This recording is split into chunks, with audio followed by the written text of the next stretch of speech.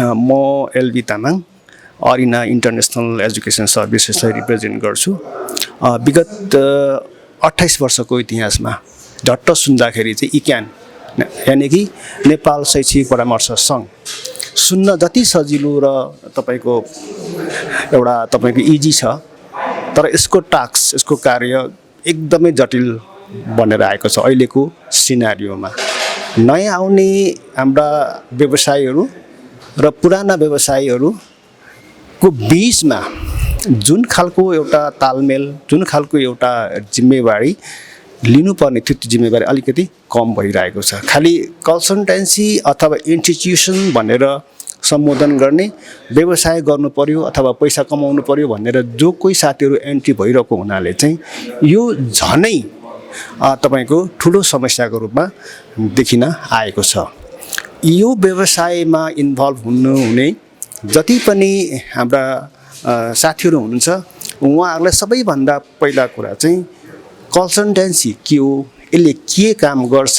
यसले कसरी आफ्नो जिम्मेवारी निभाउँछ, यो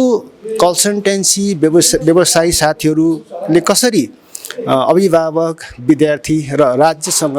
आधारित अथवा सम्बन्ध राख्छ भन्ने कुराको पनि ख्याल गर्नुपर्ने हुन्छ। कन्सल्टेन्सी सञ्चालकको जुन तपाईँको योग्यता, जुन तपाईँको ट्रेनिङ,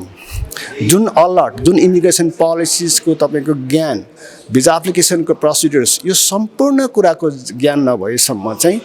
यो it's a very challenging one. त्यसैले यसको कार्यक्षमता अथवा कार्यक्षेत्र विशाल हुँदाहुँदै पनि पर्टिकुलर स्पेसिफिक भएर जान सकिएन भने चाहिँ यो भयङ्कर डरलाग्दो खालको यसले रूप लिन सक्छ। त्यसैले नयाँ आउने अथवा नयाँ टिमले यस विषयमा पनि एकदम जिम्मेवारी भएर काम गर्नुपर्छ र हामी काम गर्नेछौँ भन्ने पनि तपाईँहरूलाई हामी प्रतिबद्धता व्यक्त गर्दछौँ। अब बाँकी रह्यो अब यसको फ्युचर अथवा नेपाल शैक्षिक परामर्श सङ्घको भविष्य भनेको चाहिँ डाइरेक्ट हाम्रो विद्यार्थी जो तपाईँको विदेश पढ्न जान चाहनुहुन्छ, जो तपाईँको शैक्षिक आफ्नो गन्तव्य तपाईँको बाहिर देशमा भनेर चाहनुहुन्छ, उहाँहरूको लागि चाहिँ एउटा प्लेटफर्म हो। राम्रोसँग इफिसियन्टली ह्यान्डलिङ गर्न सक्नुभयो भने, बट यदि यो मिसयुज भयो, यसमा फ्रडुलेन्ट भयो, यसमा तपाईँको जति सोचे अनुसारको राइट प्लेसमेन्ट भएन भने चाहिँ फ्युचरमा गएर चाहिँ यसले राष्ट्रको बदनामी, करियरको तपाईँको ड्यामेज हैन, साथसाथै ठुलो धनराशिको पनि तपाईँको मिसयुज हुने हुनाले चाहिँ यो प्रोफेसनमा इन्भल्भ हुने मान्छे चाहिँ एकदम तपाईँको अलर्ट, अपडेटेड र तपाईँको जिम्मेवारीपूर्ण भएर चाहिँ काम गर्नुपर्छ। र यो खालको भूमिका चाहिँ कसरी प्ले गर्ने, मेम्बरहरू बिचमा मेम्बरहरूलाई कसरी ट्रेन गराउने, कसरी स्ट्रेन्थ बढाउने भन्ने कुरा चाहिँ यो नयाँ डाइनामिक टिमले चाहिँ तपाईँको प्ले गर्नेछ अथवा भूमिका खेल्नेछ भन्ने कुरा चाहिँ म यहाँहरूलाई जानकारी गराउँछु। हाम्रो जम्मा 709 जना मेम्बर्सहरू र अहिले एक्टिभ जम्मा 783 जो हुनुहुन्छ भोटिङ राइट्स भएका। प्रत्येक साथीहरूको अवस्थालाई तपाईँको स्क्रिनिङ गरेर कति एक्टिभ हुनुहुन्छ, कसरी इन्भल्भ हुनुभएको छ हैन,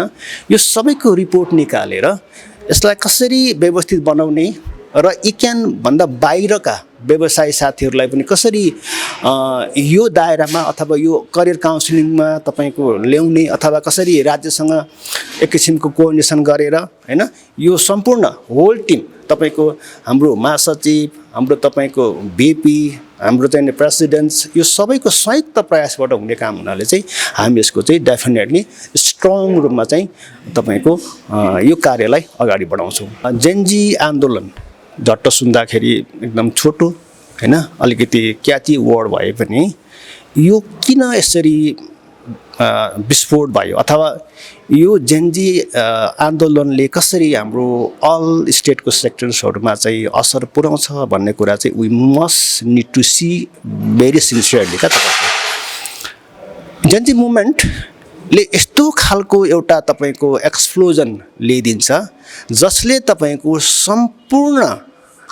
तपाईँको मेकानिजम, राष्ट्रको मेकानिजममा यसले चाहिँ असर पुर्याउँछ। सो हामी सम्पूर्ण यो नेपाल शैक्षिक परामर्श व्यवसायी सङ्घहरूले पनि खास गरी हामीले डाइरेक्ट जेनजी समूहका नानीहरूसँग, भाइ बहिनीहरूसँग कन्ट्याक्ट हुने हुनाले चाहिँ उहाँहरूको साइकोलोजी, उहाँहरूको करियर, उहाँहरूको फ्युचर, तपाईँको एउटा डेस्टिनेसन होइन, उहाँहरूको इन्भेस्टमेन्ट अफ टाइम एन्ड मनीलाई चाहिँ इथिकल वेबाट काम गरेर पर्फेक्टली इफिसियन्टली हामीले सेफ ल्यान्डिङ गर्न सक्यौँ भने चाहिँ यो पेसा अथवा यो प्रोफेसन अझै मर्यादित भएर जानेछ। यानि कि यस्तो होइन म आजै पैसा कमाऊँ, आजै म जे जसरी पनि मेरो बलबुतले मिसइन्फर्मेसन दिएर, मिसगाइडेन्स दिएर क्षणिकको लागि चाहिँ तपाईँको फ्रडुलेन्ट कामहरू गरेर म पैसा कमाऊँ, म धन कमाऊँ भन्ने खालको यदि सोच भएर तपाईँ यो व्यवसायमा लागु अथवा इन्भल्भ हुनुभएको छ भने this is the wrong decision. So हामी यसलाई स्ट्रङली, यो होल टिमले यसलाई चाहिँ प्रोटेस्ट गर्छ, यो होल टिम यसको एगेन्स्टमा छ। सो यो पेसामा आबद्ध हुनुभन्दा अगाडि जति पनि हाम्रो नयाँ व्यवसायीहरू हुनुहुन्छ अथवा पुरानो व्यवसायी हुनुहुन्छ, जो तपाईँ एक्टिभ इनएक्टिभ हुनुहुन्छ, उहाँहरूले फेरि आफूलाई अपडेट गरेर आफ्नो नलेजहरूलाई फेरि तपाईँको अपग्रेड गरेर चाहिँ काम गर्नुभयो भने डेफिनेटली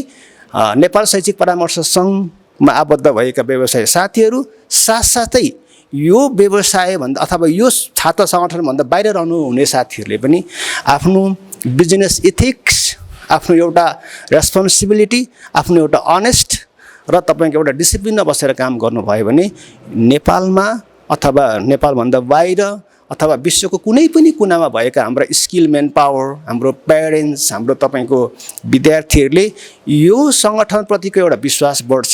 र हामीले नेपाल बाहिरका अथवा विदेशमा रहेका स्किल म्यान पावरलाई पनि तपाईँको नेपालमा ल्याउनको लागि चाहिँ यसले ब्रिजिङको काम गर्न सक्छ भन्ने कुरा चाहिँ म तपाईँ सम्पूर्ण अभिभावक, विद्यार्थी र योसँग चाहिँ रहनुहुने स्टेक होल्डरहरूलाई चाहिँ जानकारी गराउन सक्छु। जुन हामी यो प्रति चाहिँ भेरी सिन्सियर छौँ, हामी एकदमै अलर्ट छौँ। हाम्रो होल टिमले यसलाई तपाईँको स्पेसिफिक प्लान बनाएर तपाईँको इम्प्लिमेन्टेसन गर्नको लागि चाहिँ हामी अगाडि बढेका छौँ। धन्यवाद।